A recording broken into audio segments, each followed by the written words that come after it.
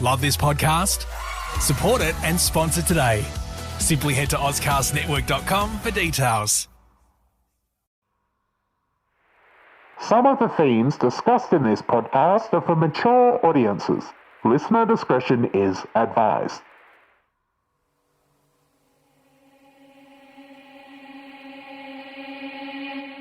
Beware, my friend, trouble roads are to come. Tall grass, long snakes, fall not for their charm. Lift your head, forget the dance in your pride. Sometimes in life we need to be fooled twice. Fool Me Twice follows the story of my mother, Jules Hannaford, in her attempts to find love online. I'm Zara Hannaford, and in this series, I'm trying to understand romance scams, why people fall for them, and how they work.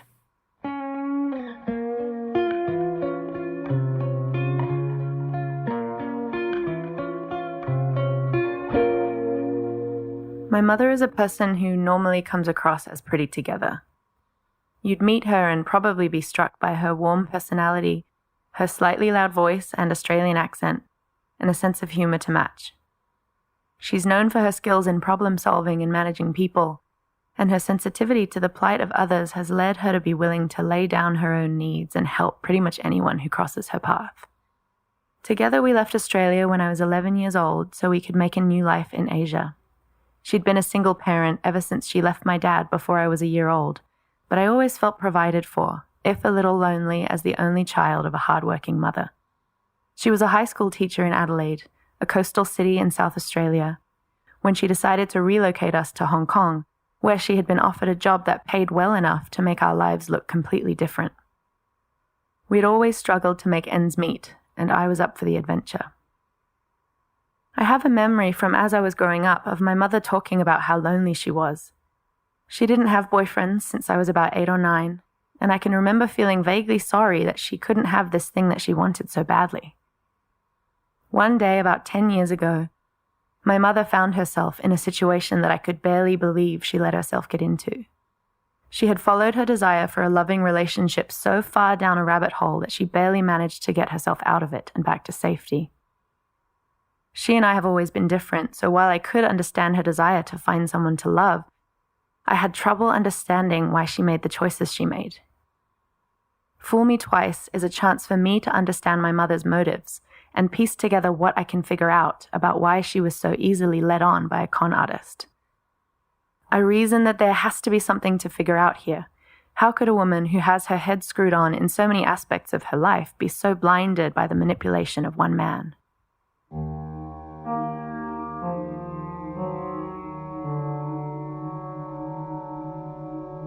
The room was dark, so I opened my eyes and waited for them to adjust. The man in the bed next to me was snoring lightly, and I hadn't been able to sleep. It must have been 4 a.m. Slowly, so I wouldn't wake him, I slipped out of bed and sat on the edge. Everything inside me was screaming I had to get out now, but I knew that if I woke him up it would be all over. Strangely, it was in the dark that I was able to see it all clearly. This man had been manipulating me, conning me out of my money, and I'd fallen for it hook, line and sinker. Fool me twice, shame on me. I did my best to keep my breathing calm and quiet. As he lay there, I could smell the alcohol reeking on his breath. It was comforting in a way. I knew that alcohol makes people sleep more deeply, but there was still so much between this moment and the moment I could make my escape.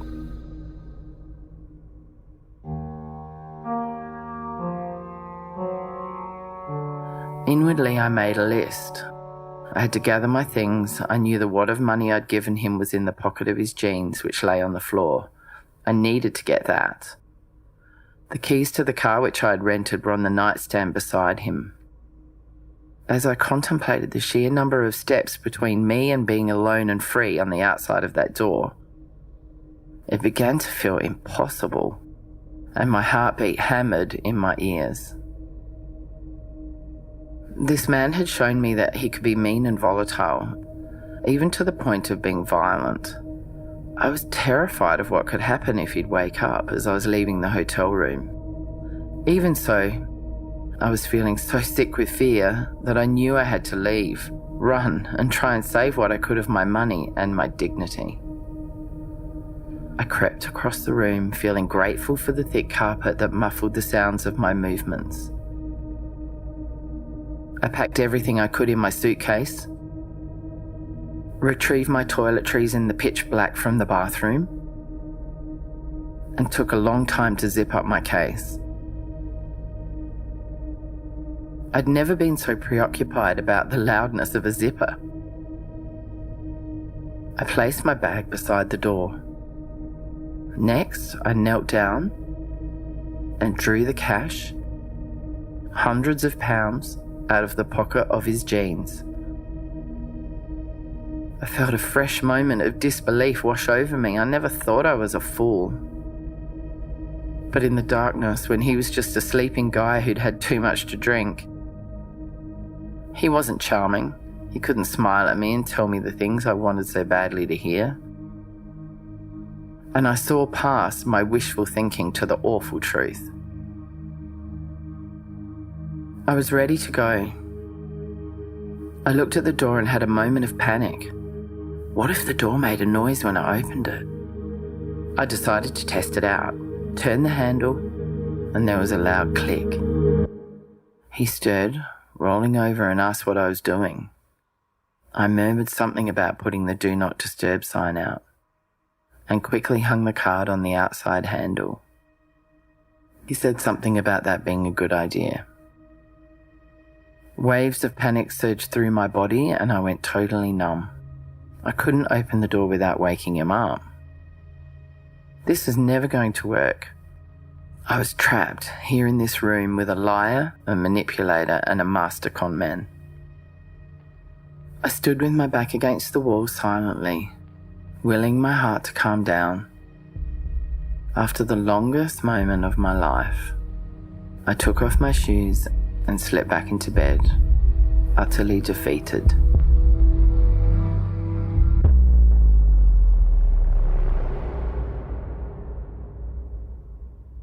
Now we'll take a quick break to hear from our sponsor, Bust a Rut.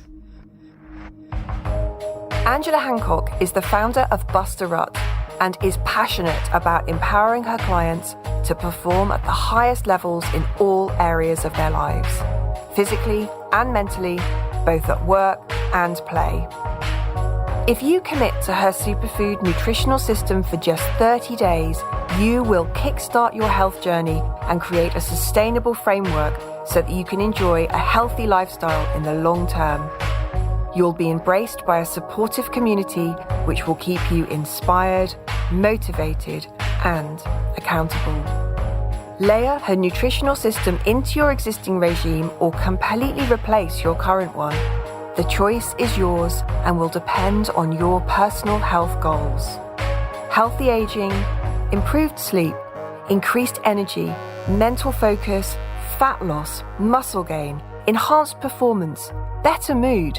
These are just some of the benefits reported by her clients. My name is Zara Hannaford, and this is the story of my mum Jules, who was forced to learn the hard way about the world of online dating. She was so hopeful that it was just the thing she needed to be able to find the partner of her dreams. She'd seen friends meet and fall in love online and go on to live happily ever after. But it was far from like that for her. The men she met seemed to see her as a cash cow. She was an older woman who'd had a good career, was done with the children thing, and was searching for companionship later in life. They must have smelled the scent of her foolish optimism and could see she was ripe for manipulation. Chapter 1: The Exciting World of Online Dating. It had been years since my mum had been in a relationship. The last one had been terribly dysfunctional and had ended with her packing the guy's bags and changing the locks. We'd moved to Hong Kong and started fresh there, but for my mum, there seemed to be this creeping sensation. As she saw so many of her friends find partners and loving relationships, she started to notice loneliness. She was living a life she loved, but she started to feel like she was missing the chance to share it with someone.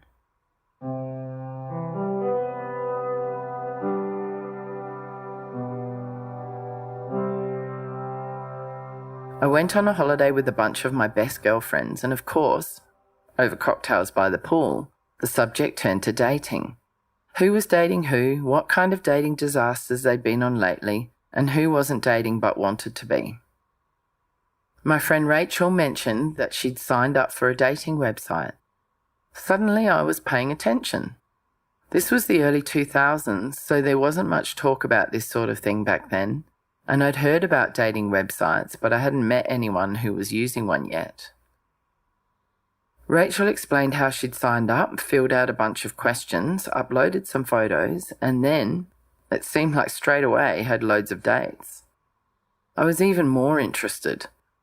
Being 6 foot tall in Hong Kong had made it really difficult to find anyone I was attracted to. I had a long-standing rule that I can't date someone shorter than me. Maybe it's superficial, but I can't seem to let it go. I asked Rachel a lot of questions, trying vaguely to hide how excited I was about going home and signing up. It was all I could do not to call off the rest of the holiday and get home and get online immediately. All of a sudden, I was so aware of the fact that I'd been alone for so long and how much I wanted a partner. It was like the fact that I now had this feeling of hope that I could find someone. It opened up the floodgates of awareness that I was really, really lonely. I think I hadn't quite been aware of that until then. I decided then and there that as soon as I got home to Hong Kong, the search would begin.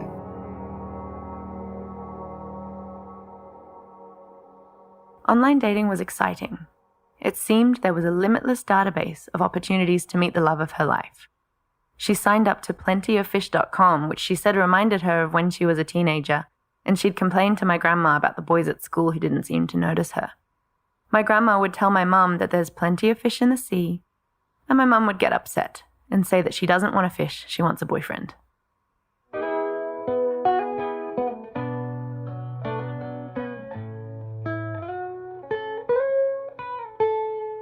As I got deeper into the online dating world, I chatted to a few men that I found attractive from what I could learn from their photos and what they'd written about themselves.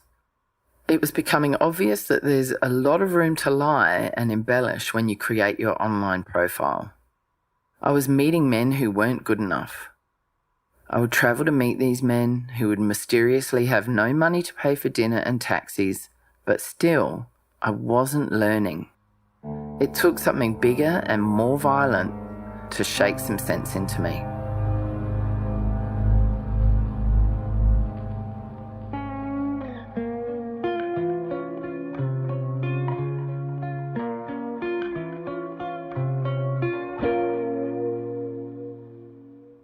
This podcast is about my mum's life and how she came to be mixed up in the sordid world of catfishing and sweetheart scams.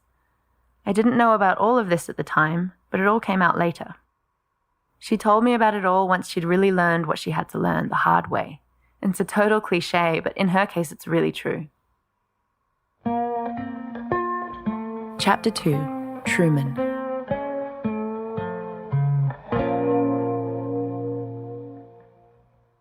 After months of trawling through profiles and exchanging messages back and forth and meeting a handful of men who are varying degrees of terrible, I was starting to lose hope.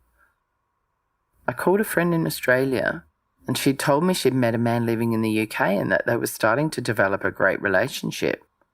She was using a dating site I hadn't heard of, so I decided to shake things up and try a new one. Soon after signing up, I came across an attractive-looking man. Name, Truman. Age, 35. Location, Manchester, United Kingdom. Occupation, construction, trade. This was looking promising. I sent him a message of interest and he replied quickly.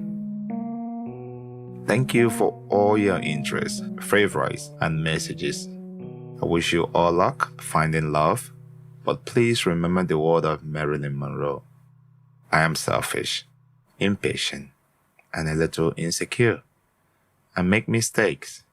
I'm out of control and at times hard to handle. But if you can't handle me at my worst, then you sure as hell don't deserve me at my best.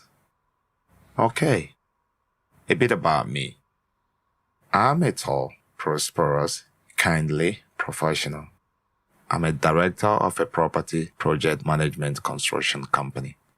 I am self-motivated, intuitive, with varied interests and people-orientated.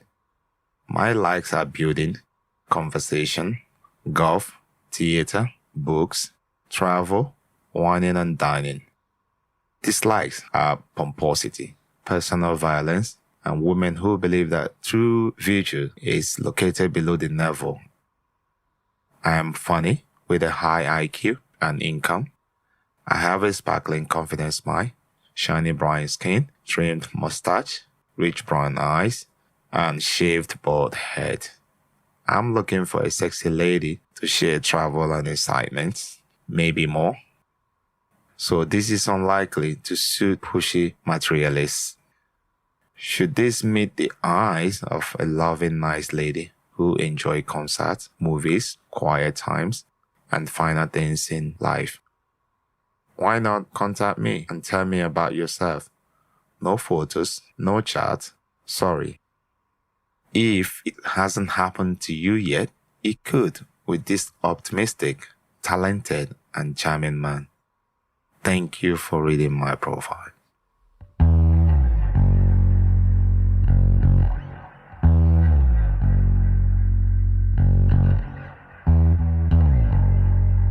To me, when I read this, it's so obvious that it's a generic message to anyone. Nevertheless, she responded quickly. You seem very interesting and genuine.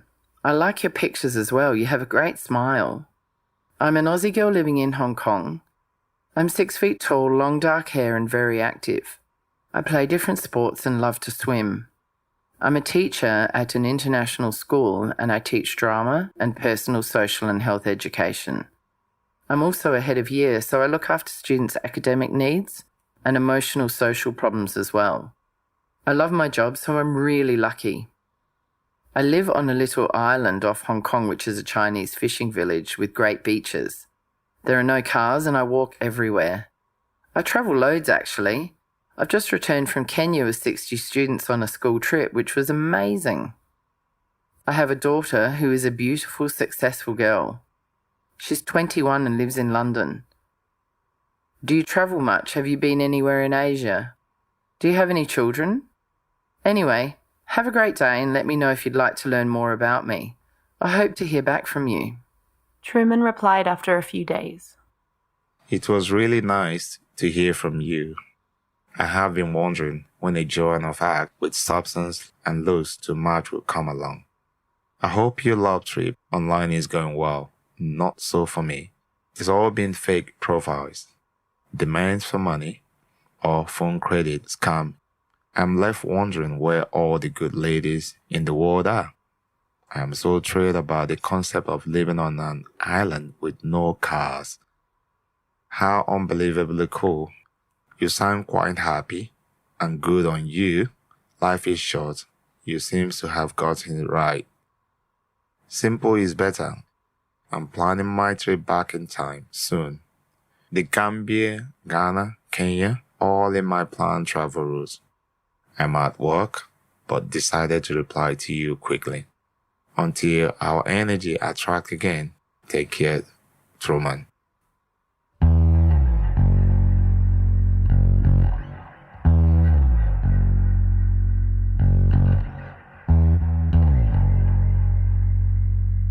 It's interesting that Truman, my mother's future scammer, would tell her about being scammed himself. It was a tactic to use to put her at ease, and it worked. It didn't take long after this message for them to exchange Skype addresses and begin talking often.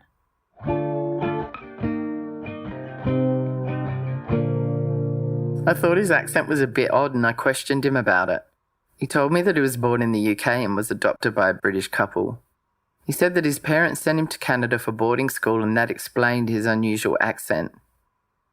In hindsight, I realised that he was just talking rubbish and his accent was not British with a little Canadian twang. But the confidence he had when he told me this story completely threw me off. Early on, Truman's Skype name changed. The spelling of his surname switched from Truman Bahari, spelt with a Y at the end, to Truman Bahari with an I. I didn't notice this at the time, but when I asked him about it some time later, he brushed it off and avoided answering convincingly. We spent hours on the phone together. He mentioned that he'd like to come and visit me in Hong Kong. I was excited. In my mind, this meant a few things. 1, he was really genuinely interested in me. 2, that he had the means to travel. And 3, that he was willing to risk the cost of a flight to see if we were really meant to be together. My hopes were definitely up, but not long after this he made an excuse about work and said he couldn't come and see me and asked if I could visit him instead. He also suggested we meet in Africa for a holiday. I thought about it, and now cannot believe I was considering going to meet him in Ghana, having never even met him in person. Thank goodness that part of the story never happened.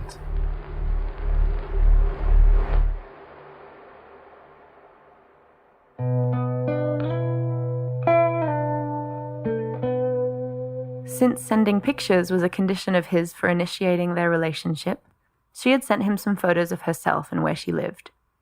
She asked for photos of him, but he mostly ignored her requests.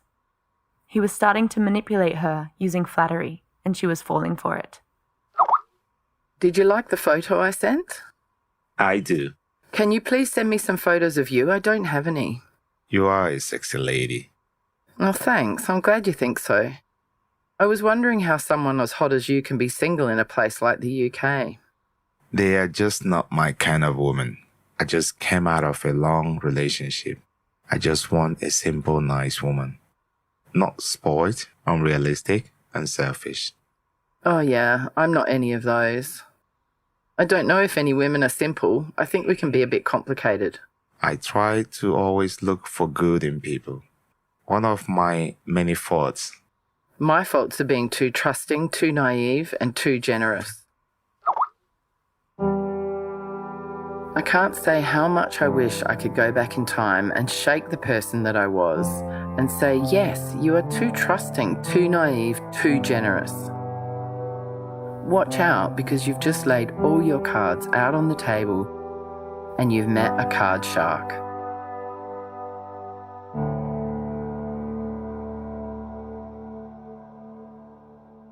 What do you think about the fact that you trusted him so quickly? I think that I was naive, and I think that I had a level of desperation that really I don't have anymore now that I'm older. I feel that I've felt so lonely and so desperate for love and companionship and intimacy that I was really willing to take risks. But also, I think that I just saw the good in everybody and I wanted to see the good in everyone. And I didn't really look beyond the layers to see what was truly there.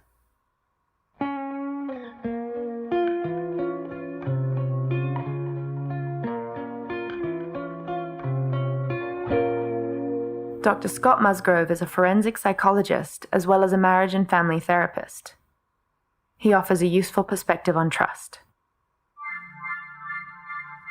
I define trust in relationships as really one of the foundational aspects of intimacy.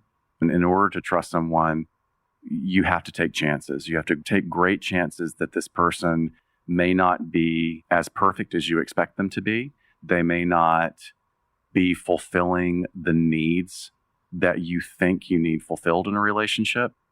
Trust is giving over an intimate part of yourself to another person with the expectation that they will step up to that level of responsibility. You don't give your trust, your intimacy, you don't give that to anyone easily, and nor should you.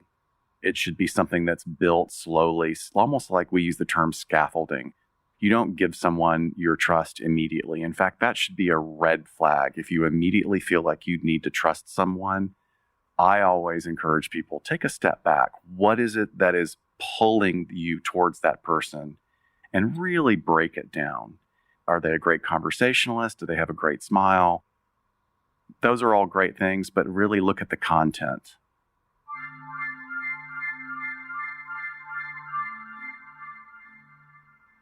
It's completely ironic that I was so trusting of Truman. I told him all about the times so far that I'd been tricked and conned by men on these same dating sites. I volunteered information about my faults, and in doing so gave him plenty of reason to think I would be a good mark for his scams. My heart was open to him, so I wasn't being as guarded as I should have been. I wasn't being careful. She literally said to him that her faults are being too trusting, too naive, and too generous.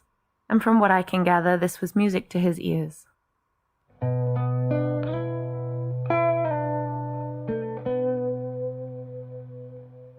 Here's a message from our sponsor, Happy Ever After. Do you think dating and relationships are difficult and painful? Maybe you stopped believing that love will ever come your way, or you keep meeting Mr. Wrong over and over again. Would it not be nice to have someone who could help you make sense of it all? You're in luck, because now you can actually get a personal trainer for your heart. Valentina Tudos is a dating and relationship coach, and having her by your side is like having your very own fairy godmother. If you need to enhance your dating skills, manage your emotions, or deal with the complexities of online dating, Valentina is there every step of the way. Learn more about what it takes to find the love of your life and create the relationship of your dreams by visiting www.happyeverafter.asia and book your free discovery call today.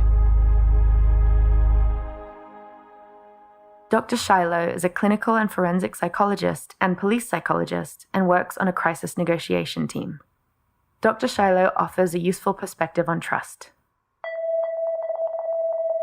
Trust in relationships, that definition is really important to talk about because it's a component of intimacy. And when I say intimacy, I mean emotional intimacy.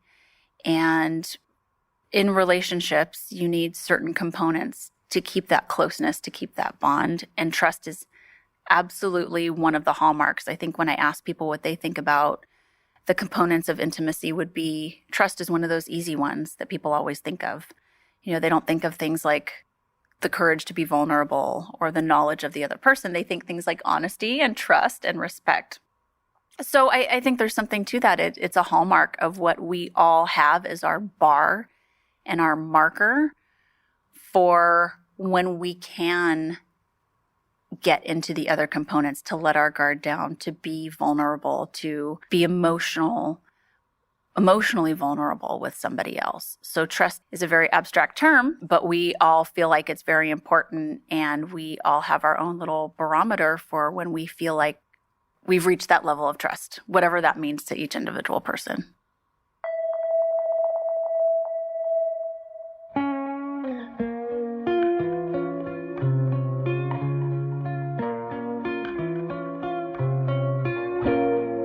Kay was in her late 40s when she decided to try online dating in 2006. This was in the very early days of online dating, and she met a man who lived in the USA. She spoke to him on the phone, and he had an American accent.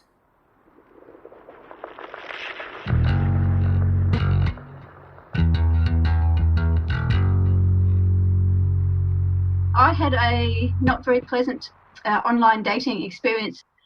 I decided to sign up on a couple of sites. I think it was Match.com, where I had to fill in a very, very detailed questionnaire with all sorts of psychological questions about myself and what kind of person I was looking for. And I got matched up with a gorgeous-looking, charming man named Shayde, African-American man who worked in the radio industry in, I think it was Portland, Oregon.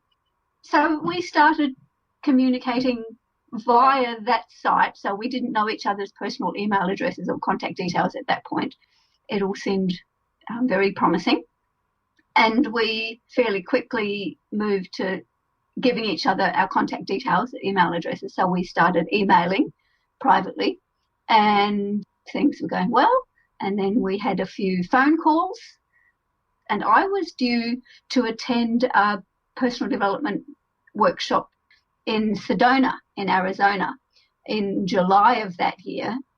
And so I suggested to him that, well, maybe we could meet after the conference if he was willing to come down and meet me in Sedona. And he said yes. You know, he told me he booked his flights and bus from Phoenix to Sedona, and he even sent me an email with a screenshot, a photograph of his plane tickets. And when we continued having emails and occasional phone calls, everything seemed to be organised, planned, that he would meet me in Sedona the day after my conference ended. And I'd arranged to stay in the hotel there for a couple of extra days. And I told all my friends at the conference that I was going to be meeting this internet dating man the day after the conference. And I told the hotel staff, front desk staff, that this friend was going to be visiting me in the hotel. The morning that he was due to arrive, I got an email from him saying, basically one sentence saying, "I'm not coming." And I never heard from him again. Even though I emailed him and wanted to know why, I never heard from him again. And I was absolutely devastated. Some of my friends from the conference were still at the hotel, so I went back and told them, and they gave me a hug, and I was crying. I was very, very upset. And I never heard from him again. I didn't send him any money. He didn't ask me for any money. I never met him. He didn't hurt me physically in any way, but I was devastated. I realise now, looking back at it, that there were some big red flags that I didn't notice at the time. Or, maybe I had a slight twinge of, thought something's not right here. I never spoke to him face to face. We didn't have it like a Skype call or, a Zoom call. Never actually saw him face to face in a conversation before he was due to arrive. And several times in the few months between like March and July, as we were communicating, there were several gaps where he went offline incommunicado. And then when we did renew contact, he would always have a very reasonable, logical sounding explanation for why he wasn't contactable. He was away on a camping trek with his son in the desert somewhere, and there was no internet connection or something.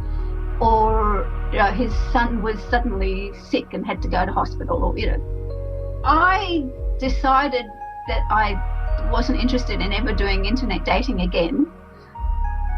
And interestingly, just last year, a few months ago, maybe last year I just out of curiosity, I heard something about there's a website that you can go to where you can check somebody's criminal record in the States. But I checked that out, and this person's name, first name and surname, I don't think there's very many people with that exact same name and in the same city. And it was very suspicious and not good in terms of a criminal record.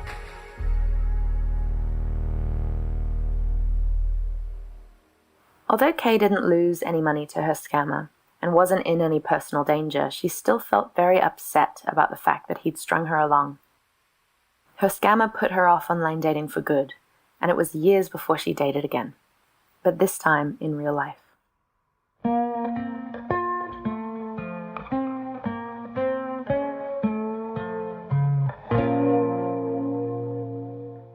In the next episode, I'll shed some light on all the ways my mother's relationship with this con artist was built on lies. We find out about the times previously when she met men online who saw clearly that she was easily manipulated. She kept letting herself be convinced that true love was just around the corner, if she would just overlook this or that red flag. It's taken her a long time to learn that people are not always as they seem. Make sure you listen to the next episode, Catfish.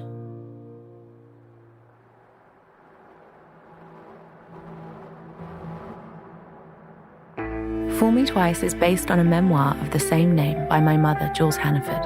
and is written and directed by me, Zara Hannaford. It's produced and edited by Jules Hannaford, with music and sound design by Shayde Furlong. Our theme song was sung by Angele Meyerhoff. Thanks to all the actors, experts, victims of scams, and the scammer who contributed to this podcast. If you suspect that you or someone you love may be involved in a romance scam, please reach out to Advocate Against Romance Scams on Facebook for support, or contact your local police for advice. You can get your own copy of Jules' memoir, Fool Me Twice, on Amazon. If you've enjoyed this episode, please rate and review Fool Me Twice on Apple Podcasts, and then please share it with your friends and family. You can access these episodes ad-free on Patreon. If you'd like to support the production of Fool Me Twice, please go to Patreon and search for Fool Me Twice.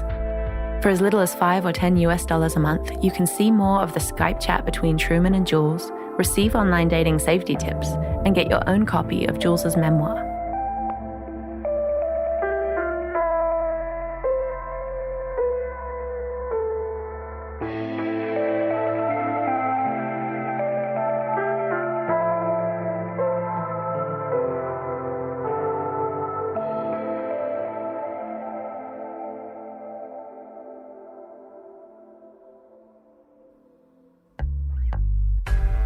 Support for Fool Me Twice comes from Adelaide Independent Taxis. Next time you're in Adelaide and need a ride, call 132211 or download the Adelaide Independent Taxis app on iPhone or Android.